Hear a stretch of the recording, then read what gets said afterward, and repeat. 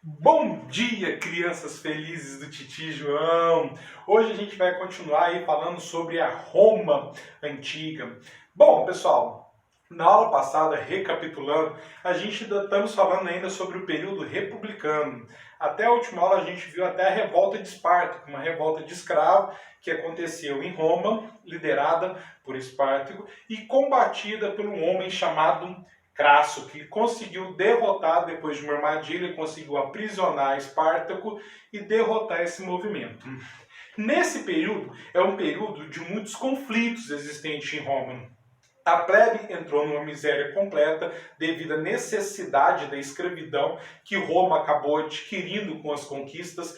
Quanto mais se conquista, mais escravos chegam em Roma e mais se depende dessa mão de obra. Então a gente tem uma escravidão enraizada na sociedade romana e uma plebe que cai na completa miséria. A gente viu os irmãos Gracos que tentaram fazer uma reforma agrária, agora você tem uma revolta de escravos dentro do Império Romano, ou seja, o Império Romano, a República, em Roma, está encontrando grandes dificuldades para conseguir governar.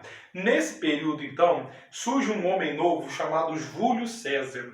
Júlio César era um homem novo, um líder do exército, herdeiro de um grande homem chamado Caio Mário, certo? Que havia sido também cônsul dentro do Império Romano. Nesse período, o Senado começa a perder força.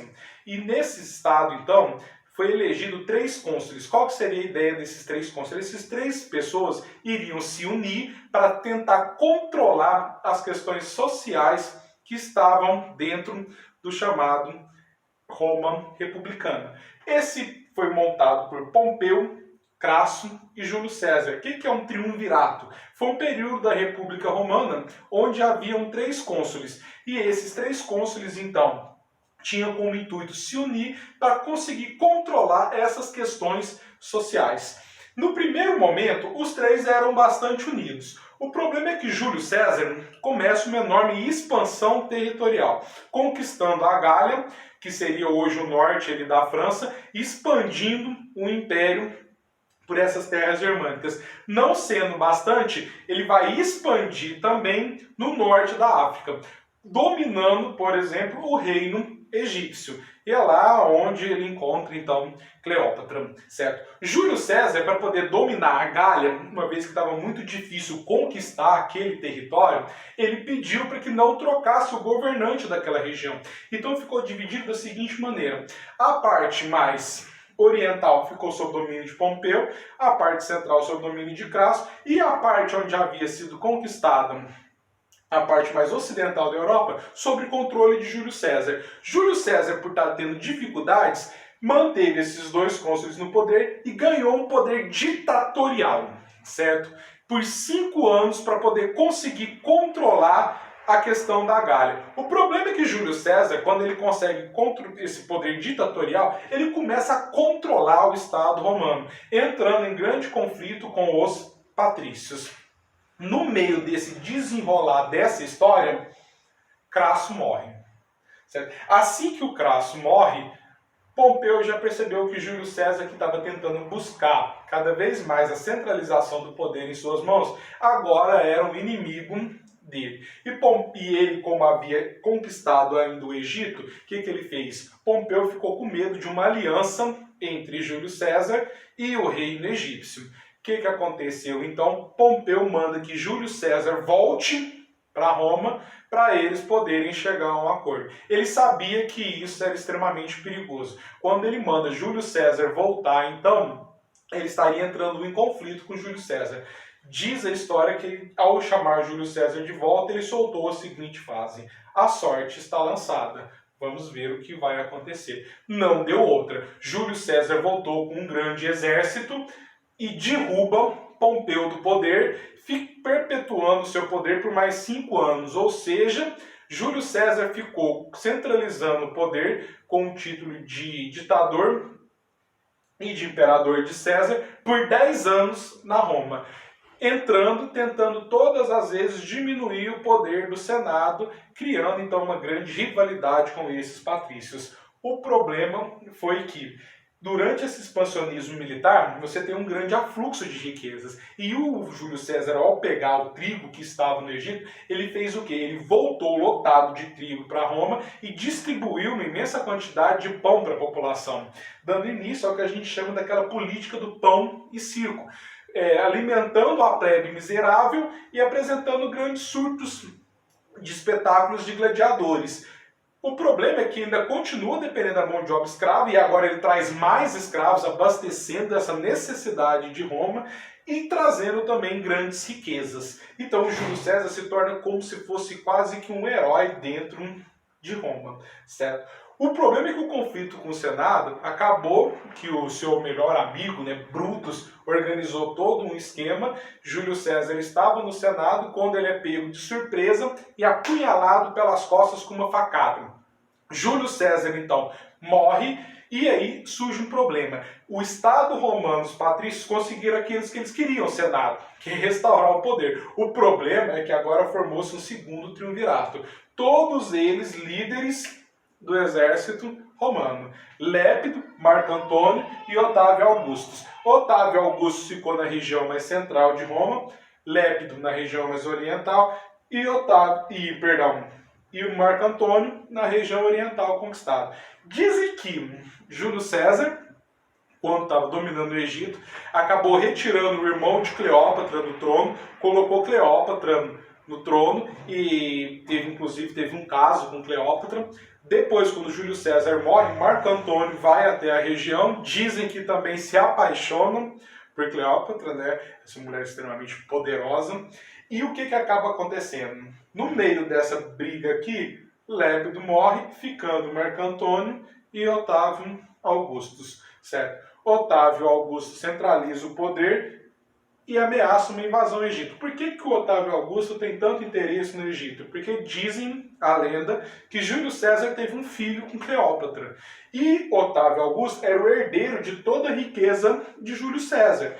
Portanto, se ele tivesse um filho, Otávio Augusto perderia a sua fortuna. Ele invade então o Egito, Marco Antônio e Cleópatra suicidam, certo? E Otávio Augusto centraliza todo o poder. E continua com a política do pão e circo. O Senado se vê enfraquecido, percebe que Otávio Augusto tem o poder de dominar essas questões sociais, coloca um pouco o fim nesses conflitos, e a partir do momento que ele consegue colocar o fim nesses conflitos, ele cria assembleias plebeias, aonde o Senado começa a cada vez mais perder o poder, depois ele vai tirando o poder também dessas assembleias plebeias, até conseguir 6 títulos. O título de imperador perpétuo, inclusive Augusto significa o homem o quê? Divino. Otávio Augusto, então, elimina todo o poder do Senado. No primeiro momento ele alia-se ao Senado, depois ele retira todo o poder do Senado, ele cria uma assembleia da plebe, dá poder a essa assembleia, depois ele retira esse poder da assembleia da plebe, e o que ele faz? Transforma então Roma em um império, aonde agora os imperadores têm poderes totais sobre esse território. Essa fase do império vai de 27 a.C. a 476 depois de Cristo. Otávio Augusto vai continuar com a política expansionista de Júlio César. Isso vai gerar um grande afluxo de riqueza dentro da cidade de Roma, cada vez mais uma dependência da escravidão. O que acontece? Quando você conquista um território, você tem os espólios de guerra e você tem os prisioneiros de guerra. Otávio Augusto ele centralizou toda a administração que ele criou uma moeda única para todo o Império Romano. Tanto que, se você for analisar, até tem um trecho da Bíblia que representa um pouco essa parte. Quando Jesus está lá e os judeus começam a querer se negar a pagar os impostos, ele fala a seguinte frase, dê a César o que é de César. Se você utiliza a moeda do Império Romano, então não ache ruim de pagar impostos ao Império Romano, porque claramente o comércio era muito difundido naquela região. Então quando ele fala dê a César o que é de César, ele não está falando que o imposto é justo, ele está querendo dizer, se você utiliza a moeda de César, então não ache ruim de pagar imposto o quê? A César. Agora, se não queres pagar imposto, então não utilize a moeda do Império o quê? Romano. aperfeiçoou a política do pão e circo, controlando parte da plebe, certo? Que se tornou cada vez mais comum os circos de gladiadores e a distribuição de pão gratuito para essa plebe, com o intuito claramente de eliminar essas questões sociais. O outro traço importantíssimo foi que quando se tem a expansão do Império Romano, boa parte daquela cultura, daquele mundo persa que havia sido dominado por Alexandre o Grande, que agora tinha uma boa parte da cultura grega também, isso vai ser incorporado dentro do Império Romano. Como que a gente vê isso claramente? A religião romana, certo? Passa a se tornar a mitologia o quê? Grega, certo? Só que você tem a mudança dos nomes. Você, em vez de ter Zeus, você tem, por exemplo, Júpiter. Você tem a mudança, passa a ser nome de hoje, que seriam os planetas, certo? Mas são os mesmos deuses, só que nomenclaturas diferentes, adaptadas ao latim. Igual, por exemplo, o autor do Odisseu, da Odisseia, ao se falar na língua latina, Uliseu, ele vira Ulisses, certo? Ao longo do tempo. Então você tem essa cultura grega também se adaptando, e agora você tem dentro da fase do Império a religião, a mitologia grega fazendo parte do cotidiano dentro do Império Romano, certo? Então quando a gente fala desse período, ele é um período que vai avançando.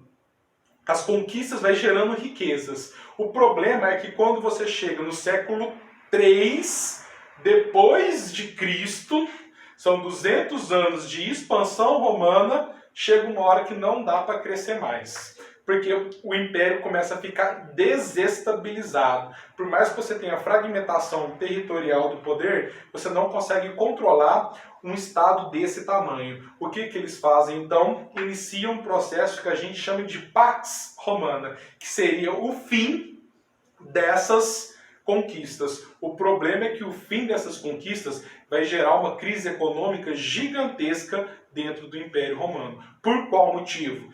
Para as conquistas, para de se chegar a escravos. O escravo fica muito mais alto o valor da compra, né? O escravo fica muito caro, entra numa crise enorme a mão de obra romana, o afluxo de riqueza para de chegar em Roma, não se tem mais os espólios de guerra, os grandes latifundiários começam a encontrar problemas para poder concentrar mão de obra dentro das suas terras. Eles fazem uma aliança com esses povos que beiram no Império Romano, da seguinte maneira: eu não te ataco, você não me ataca. Se alguém vier te atacar, você conta com a minha ajuda. E se alguém me atacar, eu posso contar também com a sua ajuda. Resultado, o que o Império Romano fez para poder proteger as suas fronteiras? Ele barbarizou o seu exército. Como assim ele barbarizou o seu exército? Ele fez aliança com os povos germânicos, esses povos bárbaros que estavam ao redor do Império Romano. Imagina que isso aqui, a parte branca é o Império Romano. Essa parte de madeira são os povos germânicos. O que eles fizeram? Nós fizemos uma aliança. Você não entra no meu território, eu não invado o seu. Se alguém vier nos invadir, nós lutamos junto contra esse inimigo. E a partir desse momento, as fronteiras romanas passaram a ser defendidas por esses povos, o quê? Bárbaros, certo? E aí começa então, que a gente vai estudar na próxima aula, que é a crise e a decadência do Império Romano, certo? É isso aí, pessoal. Bons estudos e vamos lá.